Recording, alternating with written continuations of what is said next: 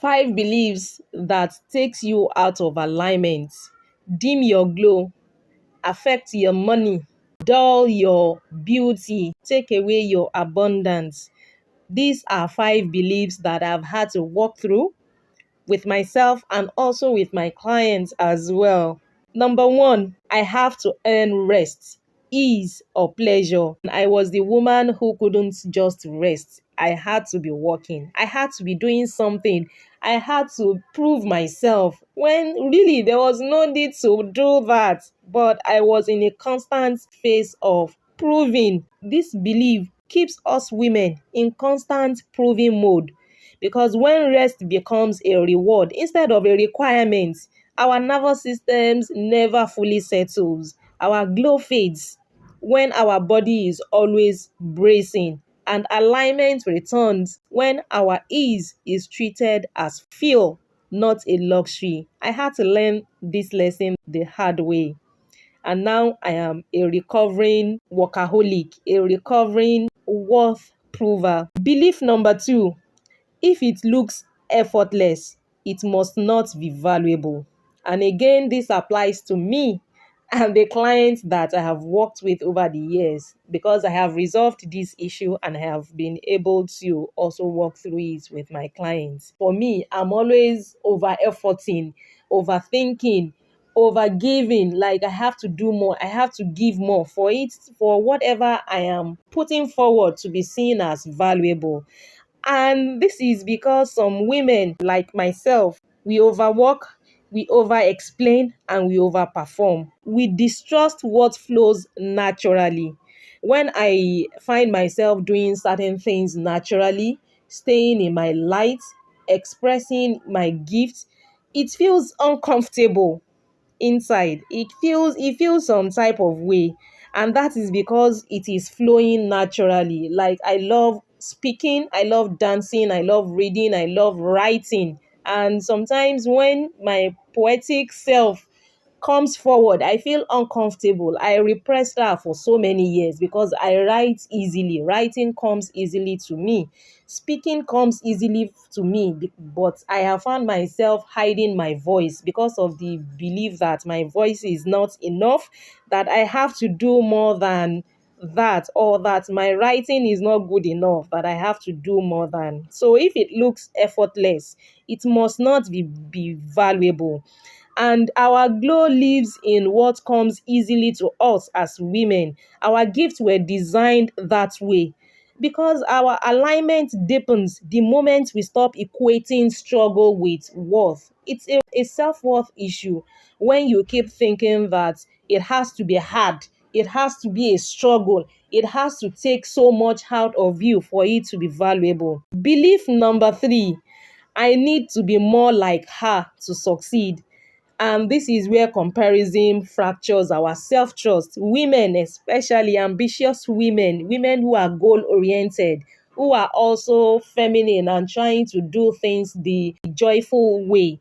Instead of amplifying our own rhythm, we try to borrow someone else's pace, style, or voice. I have stopped speaking in any other voice than mine. Whatever you hear coming out of my mouth is me.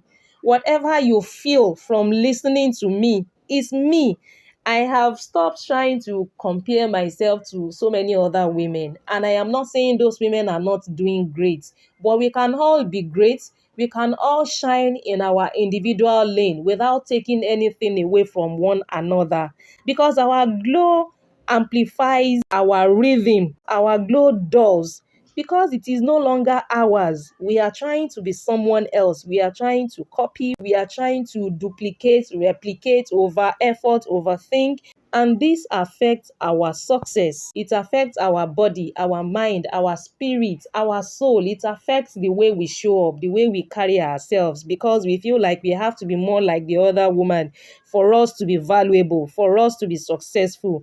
Alignment begins the moment we start honoring our unique expression as the strategy. Your unique expression is the strategy. Belief number 4, that dims your glow, takes away your money, your peace, your joy, your abundance, your beauty. Slowing down means I am falling behind. And nothing can be farther from the truth than this. I used to think that taking out time to rest was lazy. I used to feel so guilty about slowing down. I was in the corporate for 13, 14 years, and we all know how that grind can be. You have to constantly be in motion, and there's nothing wrong with being in motion, but I want to be in motion doing things that aligned with me. I want to be in motion doing work that I find joyful, working with people, with clients that I find expansive, that I find pleasure working with, doing work that I care about.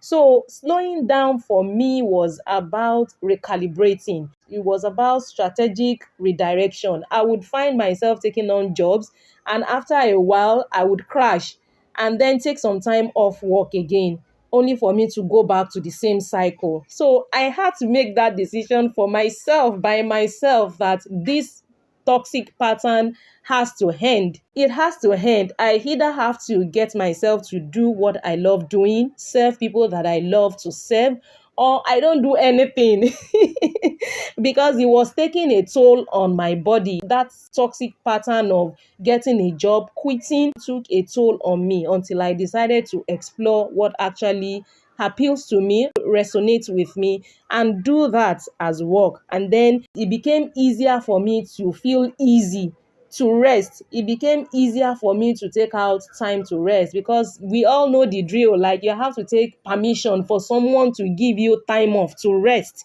And rest is not just about sleeping. It's about rejuvenating your mind, your spirit, your soul, your heart, connecting with yourself again. So for me and the women that I have consulted with, the ambitious women that I have consulted with, some of us have felt like we were falling behind because we decided to slow down, we decided to rest. And this belief disconnects us from our intuition. The belief that slowing down means you are falling behind makes you to make rush decisions. You try to force timelines and override your inner signals. Glow is not produced in urgency, it is cultivated in presence. So you have to be present with yourself, with your life, with your work, with your beauty, with your health. You have to be present. Alignment requires pauses, not pressure. The last belief that women need to throw away, because it is putting a dent on our beauty, on our soul, on our mind, on our spirit, on our health, is my needs are inconvenient. Babes, my sis, my darling, my queen, my lady, your needs are not inconvenient. This manifests when you minimize yourself, adapt, and abandon yourself to keep things smooth. You don't want to ruffle feathers. You don't want to rock the boat. But self-erasure is the fastest way for us to lose our radiance as women. When we go in deep with people pleasing, we erase ourselves. What about your needs? When your needs are not being met, you begin to build resentment. You begin to have this anger, not just towards other people, but with yourself. You stop showing yourself love. You stop giving yourself love because you are moving out of alignment. Your behaviors are not matching with your values. They are not matching with what you are thinking. Your desires are not being expressed. So you feel bottled up, you feel caged, you feel unheard and unseen. And it is because you feel like your needs are inconvenient and you keep putting yourself at the back burner. So ladies, your glow will return when your needs are treated as guidance, not obstacles. Alignment is self-honoring in real time. That's the takeaway. You have to honor yourself. Self-respect, self-worth, self-esteem, self-love, self-care. All of these are for us to pour more and more into ourselves and our needs, to give more and more of what we need, to be joyful, to stay in our pleasure. Because when women are in pleasure, we do more, we create more, we expand, we call in all the goodies, the richness, the wealth, the health. But we have to be in that state of self-honoring to be able to attract all of these and maintain them in our life. To end this video, because I don't want it to be too long, my bestie, your glow doesn't disappear overnight. It dims slowly every time you abandon your rhythm, your truth, your body's wisdom. Alignment isn't becoming more, it is unlearning what was never yours. I hope this message lands safely with you, ladies. I hope it resonates with you.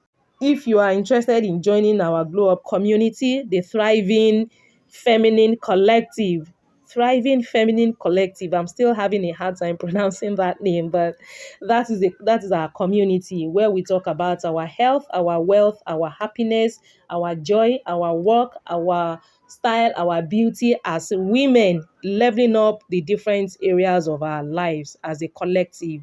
Link to join that community will be in the description box below.